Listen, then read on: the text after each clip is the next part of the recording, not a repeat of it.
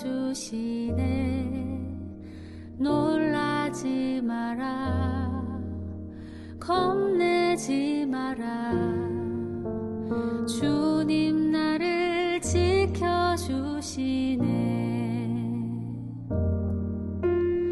아무것도 두려워 말라. 주 나의 하나님이 지켜주시네.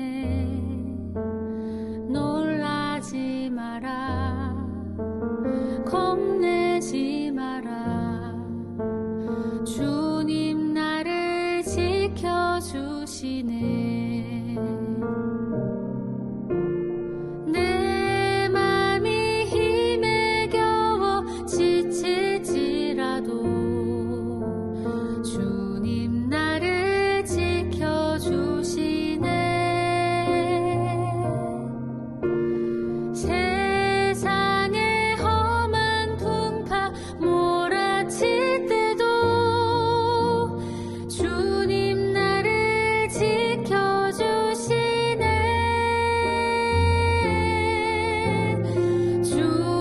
주님은 나의 산성, 주님은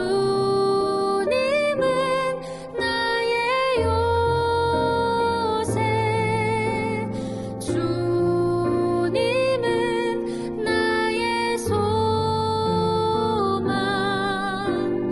나의 힘이 되신 여호와.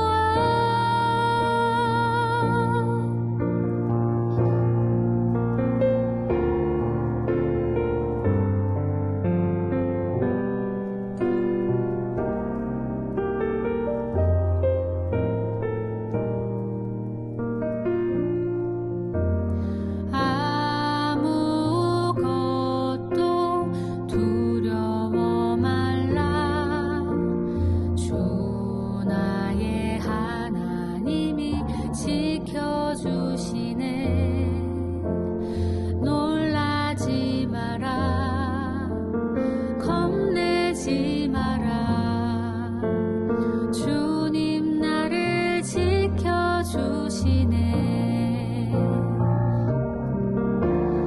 내 맘이 힘에 겨워 지칠지라도 주님 나를 지켜주시네. 세상의 험한 풍파 몰아칠 때도 주님 나를 지켜주시네.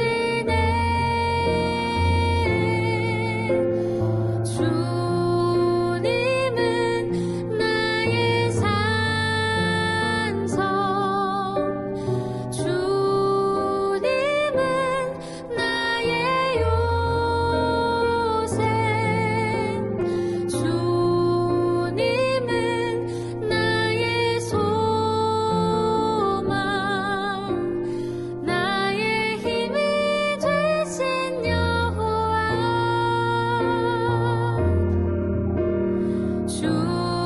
주님은 나의 산성, 주님은 나의 요새, 주님은 나의 소망, 나의 힘이 되신 여호와.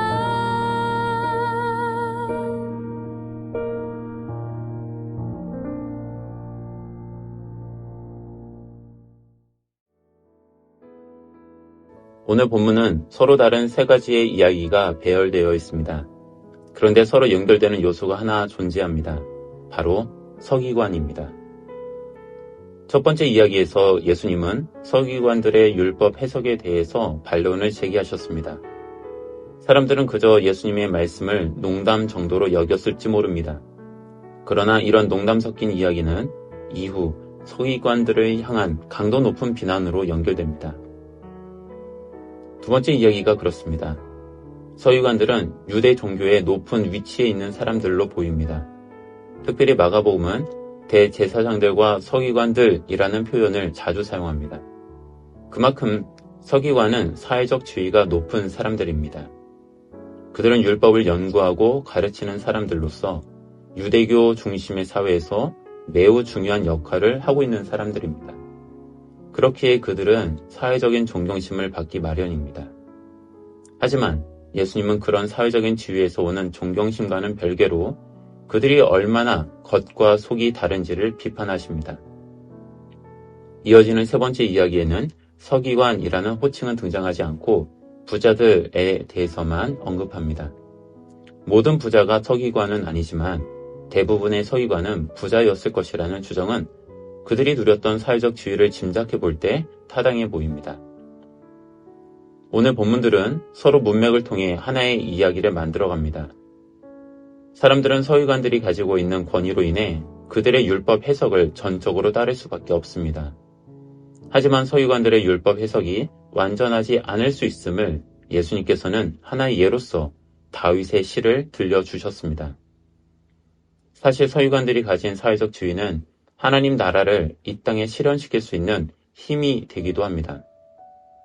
겉으로 보이기에는 그들이 가진 사회적 지위와 그 힘을 잘 사용하는 자들로 보이지만 내면으로는 자신들의 욕망을 충족하기 위해 수단과 방법을 가리지 않는 사람들입니다.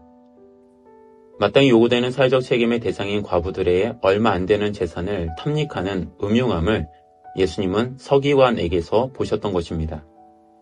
서기관과 같은 부자들은 많은 재물을 헌금합니다. 엄밀히 자신의 것을 하나님께 드리는 행위가 나쁘다고 말할 수 없습니다. 다만 성경 본문이 우리에게 보여주는 측면은 그들이 형성한 재산이 과연 얼마나 합당한 것인가에 있는 듯합니다. 문맥을 통해 우리가 생각해 볼 수 있는 것은 누군가가 많은 재산을 형성하는 동안 반대편의 누군가는 재산을 빼앗길 수밖에 없는 환경에 노출된다는 것입니다. 가난한 과부는 2개의 렙돈을 헌금함에 넣었습니다. 그 2 렙돈이 그녀의 모든 소유였습니다. 렙돈이라는 화폐 단위는 당시 사용되던 다양한 동전 중에서 가장 작은 단위의 화폐입니다. 이를 오늘날 화폐로 환산하자면 대략 1,000원, 2,000원 정도의 값으로 볼 수 있습니다. 문제는 그 정도가 그녀가 가진 재산의 전부라는 점입니다.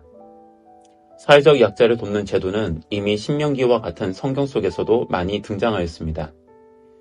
마가복음 묵상을 앞두고 했던 신명기와 이후에 이어질 신명기 묵상에서 이런 점들을 더 잘 살펴보시면 좋겠습니다.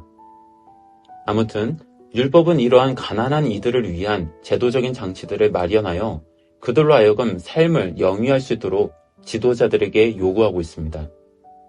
그런데 그런 율법을 연구하고 가르치고 때로는 판단하는 이들이 자신의 주변에 있는 가난한 사람들을 돌보지 않는다는 것을 예수님은 비판하신 것입니다.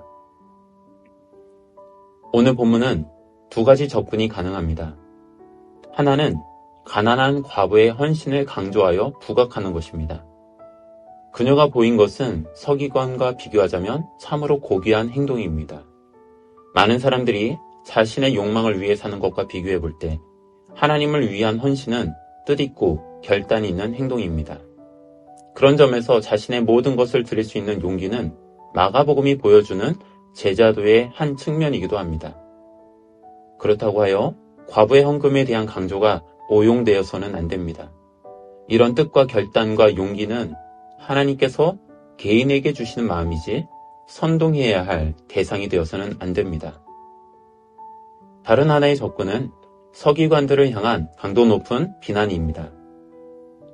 하나님께서는 율법을 통해 더욱 확실히 요구하시는 것은 지도자들에 대한 요구입니다. 가난하고 소외된 개인에 대한 착취가 아니라 가난하고 소외된 이들을 위한 지도자들의 노력을 성경은 더욱 강조합니다. 그런데 그렇지 못한 현실을 예수님은 비판하신 것입니다. 율법을 수호하는 자로서 마땅히 감당해야 하는 서기관의 책임을 무겁게 여기신 것입니다. 그렇기에 2 렙돈을 드린 과부의 헌금을 통해 예수님은 그녀의 삶의 고단함을 이해하셨을 것입니다. 바라기는 우리 모두는 어제 본문에 등장했던 이름 모를 한 서기관과 같기를 원합니다. 그는 하나님의 말씀의 핵심이 하나님을 사랑하는 것과 이웃을 사랑하는 것에 있다는 예수님의 말씀에 동의했습니다.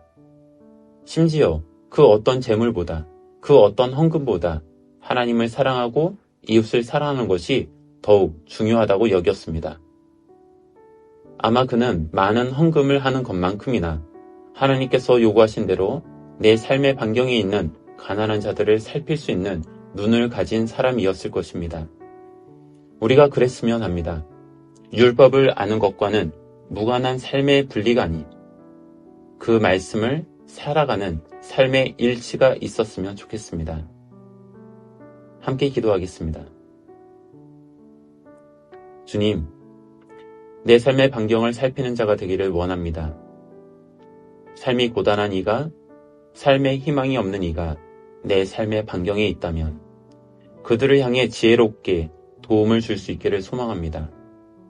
말씀에 따라 높은 자리에 마음을 두기보다는 낮은 자리에 있는 자들을 살피는 그런 지혜를 갖기를 원합니다.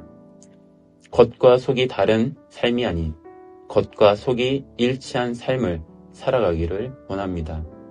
예수님의 이름으로 기도합니다. 아멘.